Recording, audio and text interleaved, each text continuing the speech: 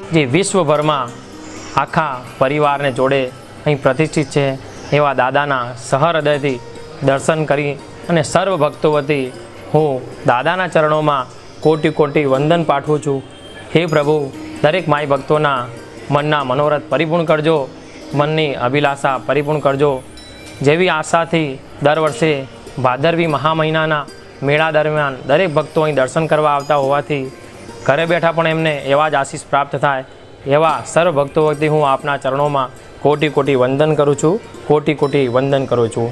શ્રી અંબિકા શક્તિપીઠ 51 શક્તિપીઠમાંથી મુખ્ય શક્તિપીઠ જ્યાં માનું હૃદયનો ભાગ પડેલો છે, ત્યાં માનું હૃદય ધબધબતું હોય છે એવા જ માતાજીના સન્મુખે એટલે કે પાછળ જ સન્મુખે શ્રી મહા ગજાનન ગણપતિ દાદા પોતાના સંપૂર્ણ પરિવારને લઈને અહીં વિરાજમાન છે।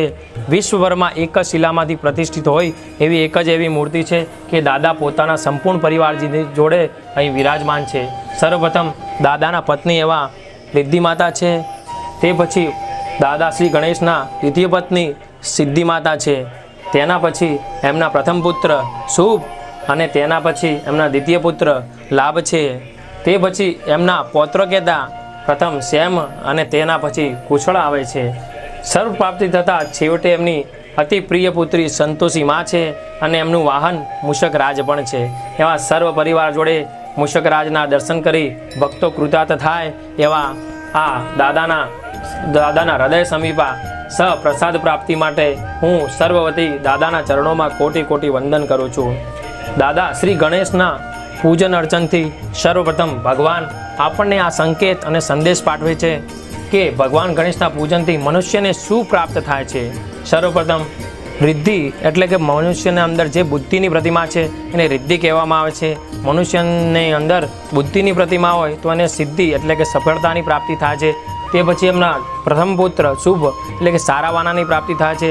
તે પછી એમના દ્વિતીય પુત્ર એટલે કે લાભ એટલે કુશળ મંગલની પ્રાપ્તિ થાય છે। એમના પૌત્રો શ્યામ અને કુશળ અને છેલ્લે માં સંતોષી આવે છે એટલે આનંદ અને પરમધામને પામે છે અને મનુષ્યને મોહ માયાથી પરે એવા મોક્ષની પ્રાપ્તિ કરાવે છે। એવા ગજાનન ગણપતિ દાદાના ચરણોમાં સર્વ માઈ ભક્તો વતી મારા કોટી કોટી વંદન, મારા કોટી કોટી વંદન। ગજાનનમ ભૂતગણાધિસેવિતમ કપિતજંબો ફલચારુભક્ષણમ હુમારે સુતમ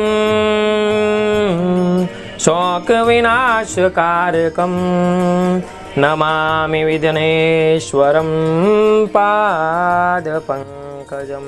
બોલો શ્રી ગજાનન ગણપતિ મહારાજ કી જય।